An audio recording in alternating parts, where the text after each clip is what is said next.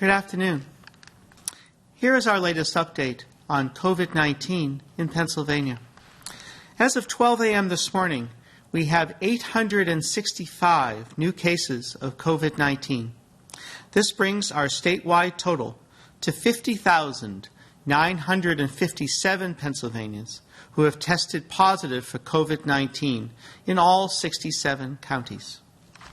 This includes 3,204 positive cases in healthcare workers.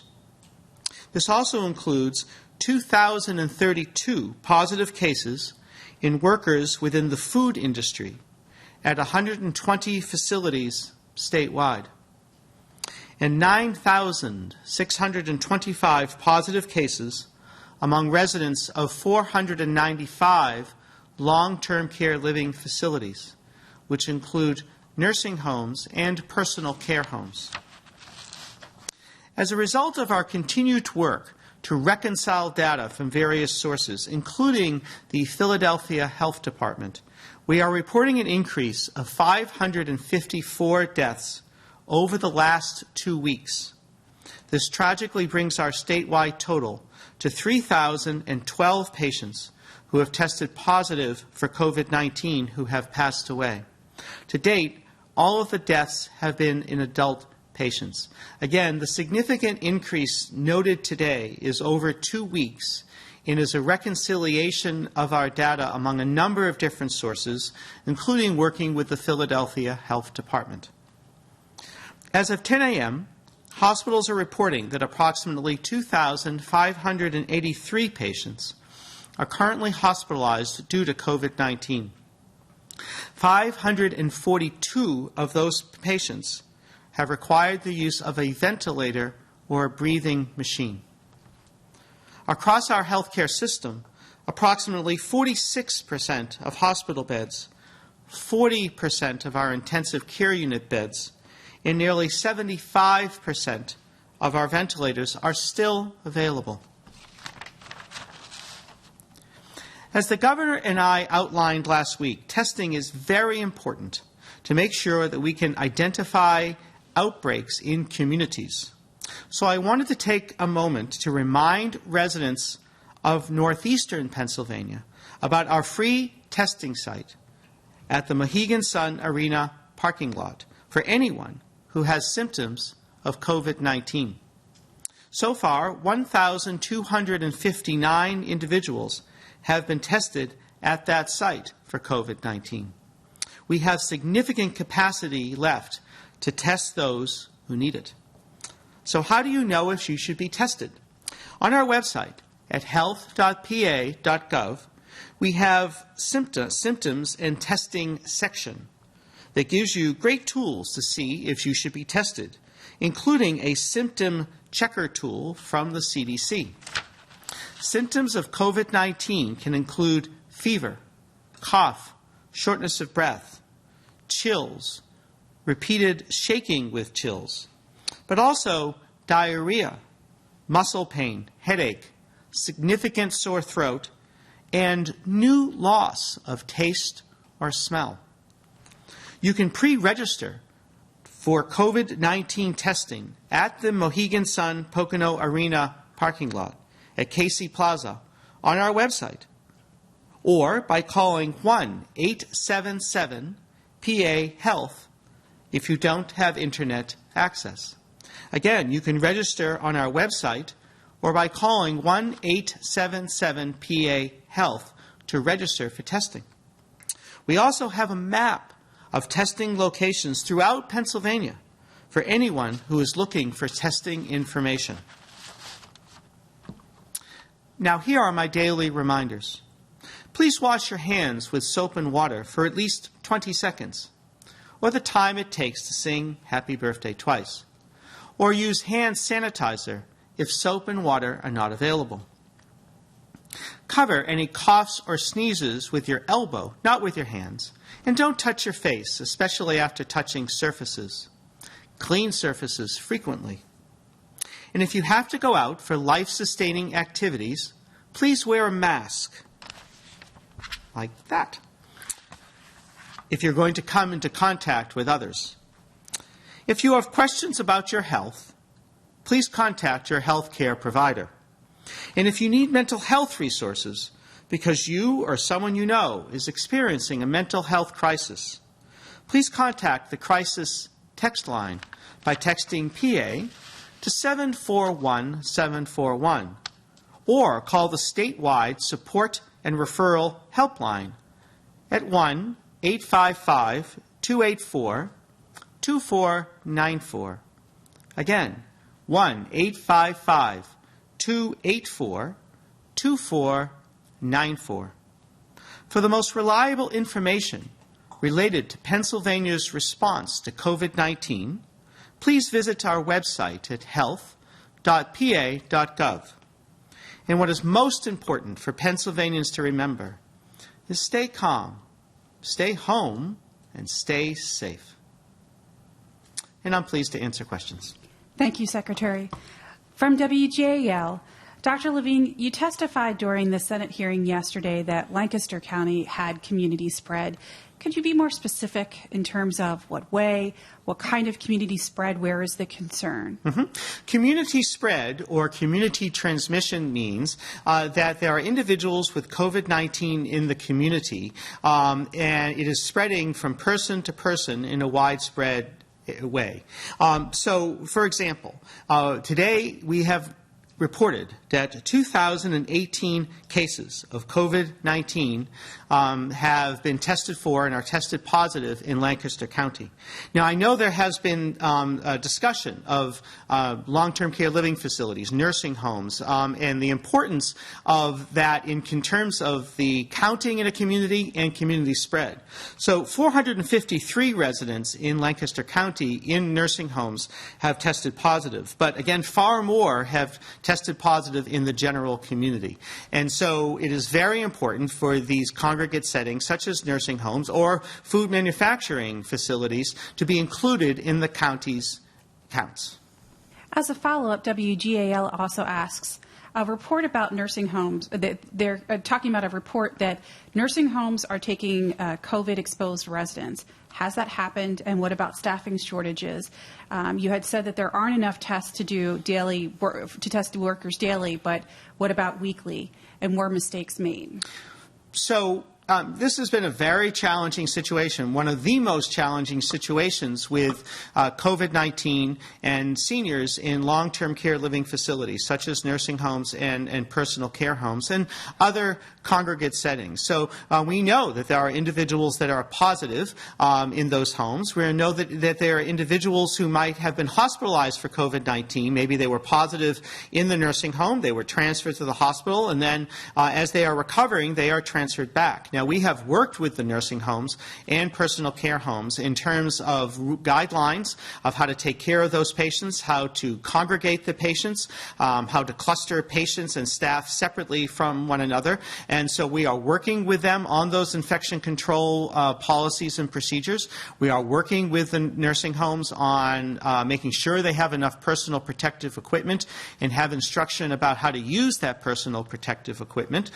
We have contracted with our consultant ECRI to further those consultations. And in addition, at severely affected nursing homes, we have actually had National Guard medical personnel go in to assist the facility. So we are doing everything we possibly can. In terms of testing, we have had ideas about how we might improve our testing in nursing homes, and we're going to maybe start some pilot programs about how to do things differently, and we'll do absolutely everything we possibly can to protect the residents and staff in these facilities. From ABC 27, the University of Washington modeling has recently revised its projections upward in terms of cases and deaths because its initial numbers counted on states shutting down until May 30th. And many of them, including Pennsylvania, are partially reopening now. Did you see those numbers, and what's your reaction? So we have seen the new numbers from the University of Washington modeling, and I think that they highlight the significant risks of opening up too quickly. And that really forms the basis of the governor's careful, phased reopening, going from red to yellow in a very careful, iterative fashion, and then going from different counties and then adding other counties when they're ready, and then eventually going from yellow to green in certain areas as we go across the state. And so this will be done in a very careful, data-driven way. There'll be quantitative factors involved with our decisions. There'll be qualitative factors. We're going to need to make sure that we have testing available as well as contact tracing available. We're going to work with counties. We're going to work with our county municipal health department partners to do this in a very responsible way to try to avoid some of the increases that are seen in that model. The Scranton Times-Tribune also asked on this question, since the model now predicts more than 8,600 deaths in Pennsylvania, was that what you expected before the restriction loosening announcement on Friday? And if it's higher, are you making a mistake by letting the 24 counties loosen restrictions?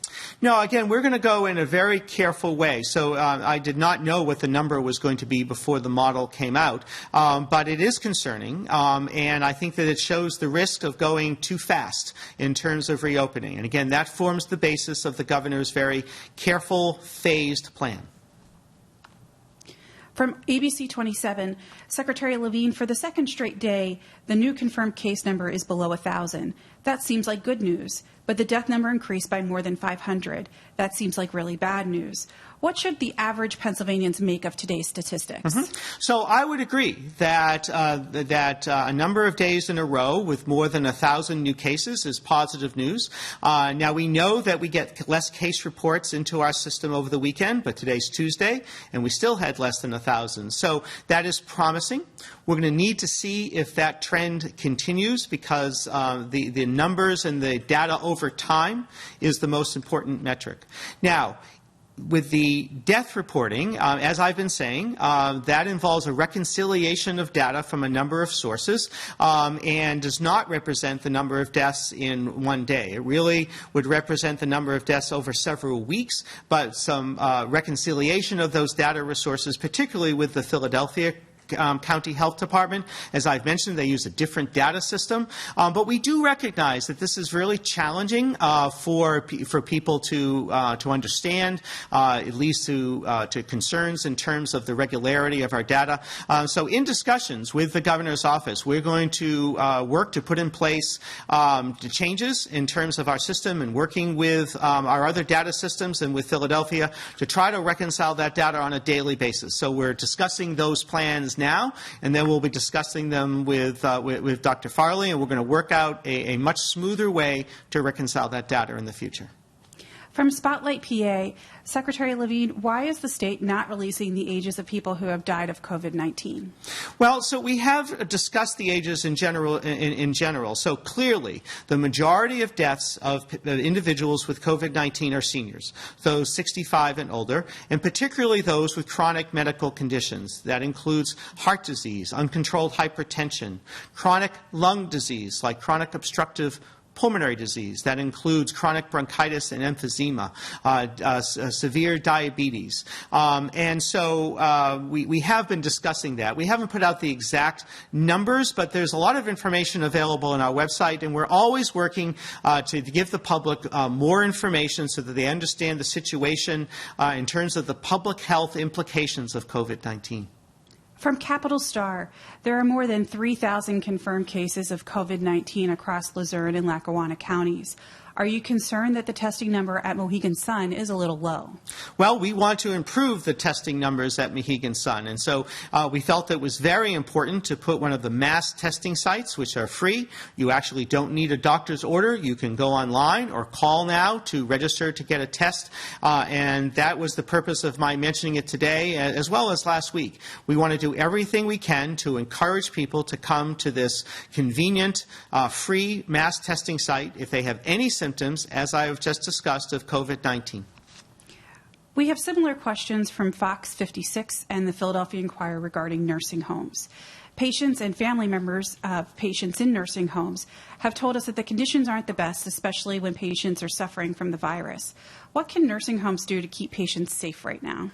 Well, so we are working with those nursing homes, and I believe that they are trying. I think it's an extremely challenging situation with this very contagious respiratory virus, COVID-19, in those type of settings with the patients that are most at risk, as we've been discussing, seniors and seniors with chronic medical conditions. So we have many different ways that we've been interacting with them, with guidance, with pushing out the federal guidance, updating our guidance. We have regular phone conversations with these nursing homes. We have virtual consultations with them. We have our consultant, ECRI, and then when necessary, we have National Guard strike teams able to go in and to help them. And then we're considering other ways of testing, so we'll be discussing that in the future, at least on a pilot basis. So any way that we possibly can help these facilities, we will. From the Philadelphia Inquirer, many people want to know the coronavirus status at nursing homes where their loved ones are living, but they continue to have a hard time getting that information from those facilities, and health officials won't release that information. Will the Department of Health continue to not publicly disclose this information and leave the relatives of nursing home residents in the dark about what's happening at specific facilities? Well, first, it is the responsibility of the facility to notify the family members about the condition of their loved ones in the facility. But we understand that that communication has not been as good as it should be. So we're trying to balance the privacy concerns and their actual legal right to privacy for the residents of the nursing homes versus the loved ones and the public's right to know. So we're having those robust discussions, and we'll have an answer this week. From the Lewistown Sentinel, 3 state legislators sent a letter to the governor's office on Monday wondering why, despite Mifflin County's relatively low case count and the fact that some counties are permitted to enter the yellow phase on Friday, have a higher per capita case count, that Mifflin County wasn't among those moving yellow. Why is Mifflin not able to move to yellow despite its case numbers and being bordered by 3 counties that will go to yellow on Friday? Well, so we are going to be looking at all of that data. We have a new run of data coming out this afternoon. We'll be looking at the run on Thursday. We'll be reviewing all of our data. We'll be reviewing the Carnegie Mellon data this week, presenting that to the governor for his decisions about the different ways that counties will move forward. From the Altoona Mirror, a local gym opened yesterday in defiance of your order, and the owner says he intends to remain open despite 2 citations from local authorities. Would you like to comment? Well, I'm not familiar with this gym. I think that it is not the right thing to do for gyms to open. We are concerned about the spread of COVID-19 in facilities like that, particularly in red zones. And no county has gone yellow today. They start on Friday the 8th. So when those are detected, then they're reported to the Department of Community and Economic Development for an enforcement work group, and then, if necessary, local authorities can be contacted. From Penn Live, what if the science and health communities learned about warmer temperatures in relation to coronavirus? As temperatures rise in May while summer nears, have there been any encouraging findings from this perspective? Well, we have not seen that in Pennsylvania yet, but of course it's been episodic in terms of the temperatures. There is some suggestion from other countries that the virus is transmitted less in warmer temperatures. So that is hopeful. It is not definitive, and so we'll have to see in the United States what we see as we head into summer and warmer times. Also from Penn Live, Secretary, I understand that at today's Board of Pharmacy meeting, a letter from the deans of the pharmacy schools was discussed in which they asked to have the 2-year lab experience waived from the Lab Act to allow more pharmacies to serve as antibody testing sites, and in turn, helping achieve the governor's goal of 90% of Pennsylvanians being within 45 minutes of a testing site. Is there consideration being given to their request? Well, I'm not familiar with the proceedings of the Board of Pharmacy this morning, and we consider all requests to be in terms of helping, in terms of the healthcare response to COVID-19. In the end, that's the responsibility of the Pharmacy Board and the Department of State to take up those considerations. From the Daily Press, during Monday's briefing, in one of your responses, you indicated that wearing a mask will not be mandatory for counties in the yellow phase, but instead will be highly recommended. If masking is not mandatory in those areas beginning May 8th, will businesses in those areas be able to deny customers from entering or denying them service if they're not wearing a mask? Well, I want to clarify. We strongly feel that masks are a very important part of the quote-unquote social distancing that we have talked about for communities and for people, whether it's green, red, or yellow zones. And the governor has said over and over again that we expect the Pennsylvanians to do the right thing, and the right thing for themselves, the right thing for their families, and the right thing for their communities. And as I say every day, the right thing to do if you're going to be in contact with other people is to wear a mask. From the Daily News, do you plan to do universal testing at SCI Huntington to get a true handle on the number of positive cases, as there is an outbreak with 51 inmates and 24 staff testing positive for COVID? We'll be discussing whatever is necessary to protect individuals there with Secretary Wetzel and the Department of Corrections. Also, from the Lewistown Sentinel, Huntington County recently, due to mainly numbers of its state prison inmates and prison staff contracting COVID, has seen a spike in its total. Will spikes in cases prevent neighboring counties from going yellow? And if so, why are some counties that border Huntington, like Center, able to go yellow on Friday, while others, like Mifflin, are not? Well, so as the governor has been saying, I mean, we're looking at counties, and certainly, as I've emphasized today, whether it is a long-term care living facility, whether it is a correctional facility, or whether it is a food processing or manufacturing facility, they are all part of the county. They all have employees that work in those counties and live in those counties. And could contribute to possible community spread in those counties. So they all will be included in a county's count. What happens in one county is not always necessarily going to influence what happens into the county next door to it. From WBRE, can we expect any counties to move into the green phase before the rest of the state has moved into the yellow phase? We haven't made those determinations yet. Again, there's only 24 counties that are going into the yellow phase starting on Friday. We'll be making other determinations in terms of counties that might be able to go from red to yellow. We actually have not discussed yet exactly when and how counties will go from yellow to green, because we're not there yet. And then from WNEP, several counties that have low numbers of cases are not being moved to the yellow phase on Friday. Is the state concerned about businesses in those counties defying the order and opening up on their own, and what would the consequences be? Well, we are certainly concerned, and it is very challenging for Pennsylvanians in terms of the economy and in terms of businesses during the stay-at-home orders, and we realize that. And we're going to be working with the governor's office in terms of all of the different factors that we've described in the decision for counties to go from red to yellow. And as the governor has said, we expect Pennsylvanians to do the right thing and to follow the social distancing guidelines. From the Philadelphia Inquirer, Pennsylvania has more confirmed cases of the coronavirus among meat production workers than any other state, according to the CDC.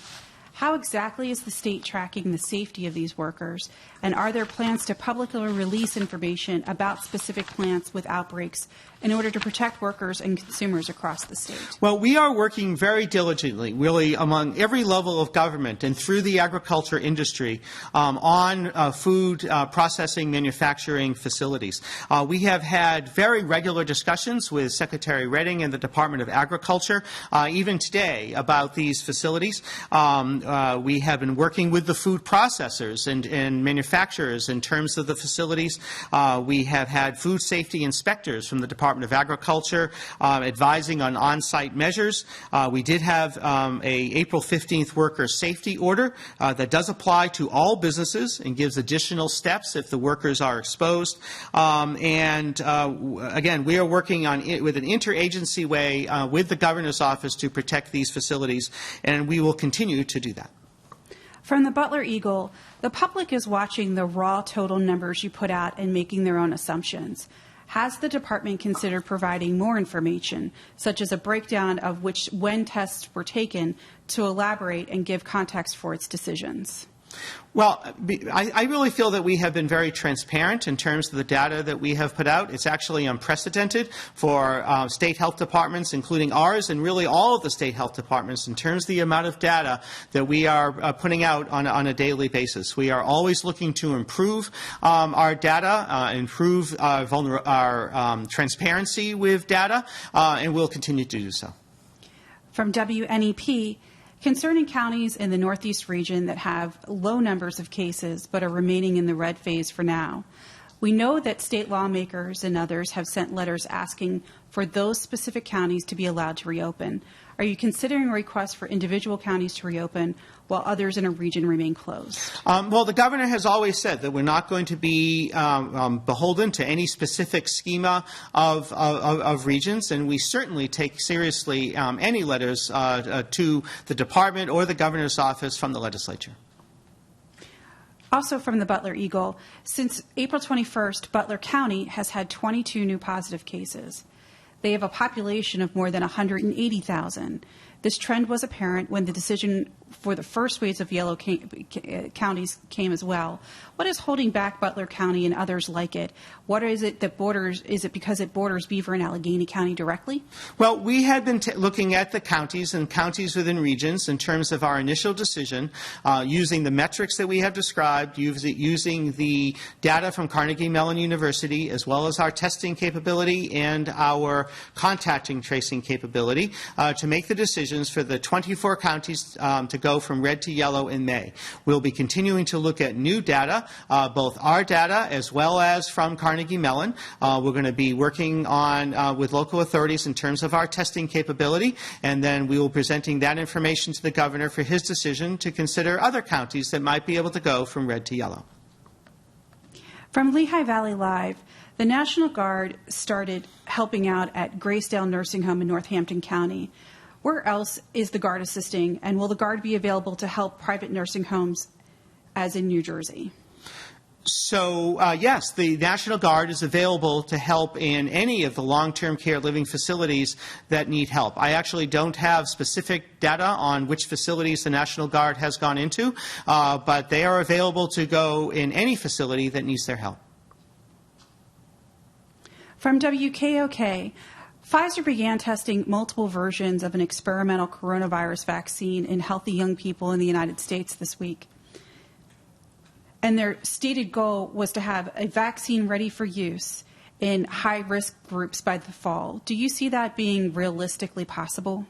So I don't have specific detail of Pfizer's testing that they're doing. I have heard that they have started to do testing. I'm sure we all wish them well in terms and success in terms of their goals of developing a vaccine. We'll have to see what the timetable is, but the sooner the better. Also from WKOK, you said during a Senate hearing today that the department will not supply PPE to hospitals going back to elective procedures. Why is that? Well, we feel that if hospitals are able to go and do elective procedures, those elective procedures require personal protective equipment. And so if they're doing an operation, then they need surgical masks, they need gloves, they need gowns. And so if they're able to do those type of non-emergent procedures, then it is evident that they have enough personal protective equipment, so we won't have to send that to them. We do want to prioritize our personal protective equipment, such as those gowns and masks and gloves, to facilities that have very large amounts still of COVID-19 patients, such as several different hospitals in the Philadelphia area and in some of the collar counties, as well as the challenged nursing homes, personal care homes that we've been discussing who definitely need PPE. So we're going to have to prioritize to them. From WKOK, anything new from remdesivir or other treatments? What about antibody testing at the Exeter lab? Any progress there? Well, there's nothing new in the last several days about that medication, and so we'll be looking for more standardized test results and trials to see the utility of it. Again, it has shown some promise in terms of helping patients that are in the hospital with an IV preparation for the sickest patients, and that's great. So we're going to wait to see what other types of medications become available, but it's very promising. From the Citizen's Voice, When is the testing site at Mohegan Sun expected to close, and has the site met the state's expectations? Well, we want more and more patients to get tested there. It has met our expectations, but we want to exceed our expectations. I have no timetable in terms of when it would close. And then also, our last question today is from News Talk 104.1. Currently, there are 50,957 positive cases, and as of today, 2,580 in the hospital. Does that mean that 4,377 cases have recovered? I'm going to have trouble with calculations and data off the top of my head. Really, as we look at the number of patients that we have had over time, and we know the mortality rate, and we know those have passed away, the majority of those patients have recovered. We are not able to contact all of the 50,000 patients over time to know exactly when they recovered. And so it's really challenging for us to give recovery rates, but we're very pleased that the majority of patients that have had COVID-19 have recovered. Thank you so much, Secretary. That concludes our briefing for today. Our next briefing will be tomorrow. For any media that we were not able to answer your question, the Department of Health Communications Office will respond in the next 24 hours. Thank you.